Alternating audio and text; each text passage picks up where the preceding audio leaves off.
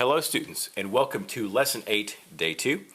In this lesson, we're going to apply what we just learned in Day 1.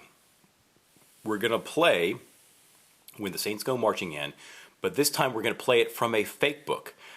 I thought since we're going to learn a whole new way of reading and looking at music, it's best to go back and look at one of our old songs, okay? So let's get our hands in position for this song. It may have been a while, but remember our right hand should go here, 1 on C, 2 on D, 3 on E, 4 on F, 5 on G.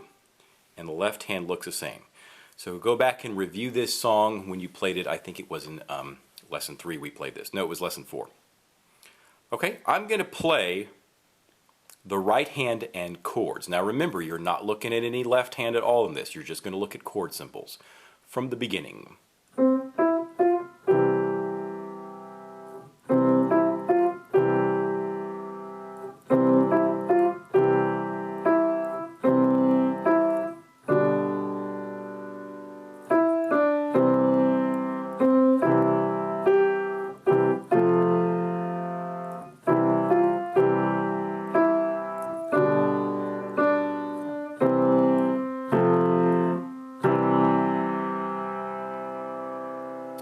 Okay, first things first, the first 3 notes have no chord symbol over them, so you don't play a chord there at all.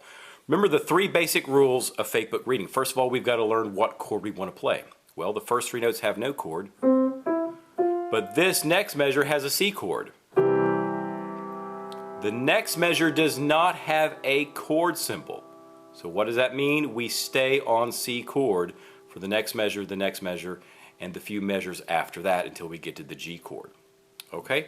Now the question is, how do we play the C chord, the C major chord, when we're going through these first few measures? We could do this. 1, 2, 3, 4, 5. Did you see what I did? Right when I started this note again, I played my C chord. We have another option. 1, 2, 3, 4, hit. Notice I played the C chord right when I was holding this G out for the last beat. Don't forget that this has the tied note. We're tying the whole note to the quarter note, so it's a total of 5 counts. Okay, that's another option. The only rule is this, that you play the right chord and that you play the chord at least once a measure. Okay, in this fake book style of playing, you are totally free as long as you follow those basic rules. So we could do this.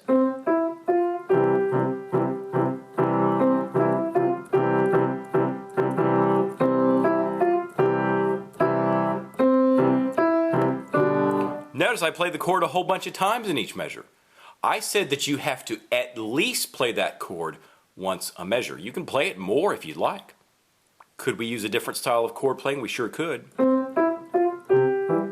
Remember that march style of playing? Could we do rolled chords? Yep.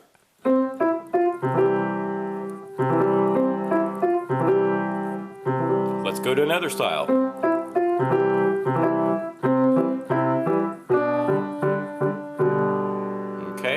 So there's all kinds of possibilities because the first few measures are nothing but C chord, very easy to do. Then we go to our G chord. Now remember, it's G/B. We've had this chord before. We're going to put B on the bottom, D in the middle, and G on top. Because he's saying play G major chord, which is G, B, and D, but he wants B on the bottom, so the next note is D, and the top note is G. Okay? So we play this. Now the next 2 notes have NC above them. Guess what that means? It means no chord. From time to time when you're playing fake book or lead sheet style, they want you to totally cut off the chords in the left hand. And they're going to write that NC. So we follow our NC, then we're back to C chord, C chord, and then we go to, here's our new chord. Now this is an F chord. This is a new chord for you. In the next lesson, we're going to talk all about our different types of chords. Just know that the F chord has F, A, and C. But he says F/C. So that means C is going to be on the bottom, F is in the middle, A is on top.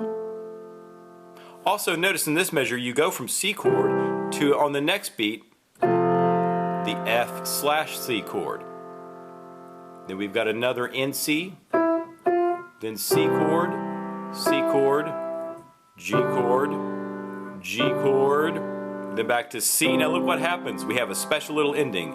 We go to the F/C in the middle, and then back to C. Okay? So to really practice this, I would do this. Do our C chord here. Do our G/B chord. Back to our C chord. Our F chord with C on the bottom, or F/C. And then back to our C chord. So get these chords really, really, really down. You should already have the right hand pretty much down if you can just review that. Maybe look at the way it was totally written out when you played it. And then start combining them in new and interesting ways using the march style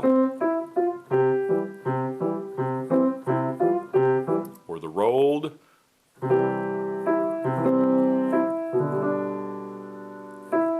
Straight, rolled, no chord,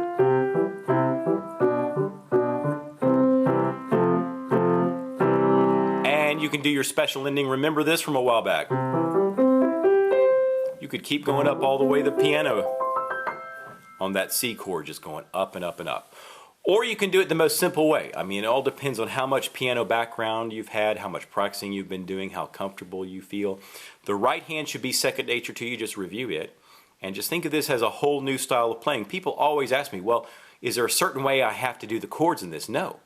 As long as you play the right chord, as long as you play the chord below the right hand, lower than the right hand, okay? And as long as you play at least one chord per measure, you are totally fine. Okay? In our next lesson, our next two lessons, we're going to be looking at all kinds of chords.